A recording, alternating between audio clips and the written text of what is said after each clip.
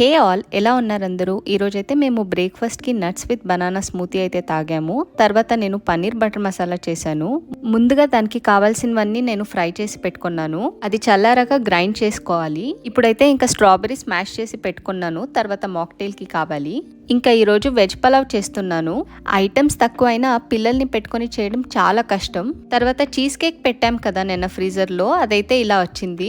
ఇంకా దాన్ని బాగా డెకరేట్ అయితే చేశాను. తర్వాత పన్నీర్ బటర్ మసాలా కంప్లీట్ చేసేసాను. ఇంకా స్ట్రాబెర్రీ మ్యాష్ చేసి పెట్టుకున్నాం కదా ఇందాక, సో దాన్నైతే ఇంకా మాక్టైల్ చేశాను.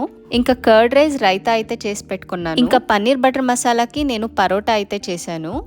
కొంచెం హడావిడైతే అయ్యింది, కానీ మొత్తానికి నా ఫ్రెండ్స్ వచ్చేసరికి పనులైతే కంప్లీట్ చేసేసాను. బర్త్డే సెలబ్రేషన్ అయితే చాలా బాగా జరిగింది. మా పాపకి కొంచెం టైం పడుతుంది అందరితో సెట్ అవ్వడానికి. చూడండి ఎన్ని ఎక్స్ప్రెషన్స్ ఇస్తుందో.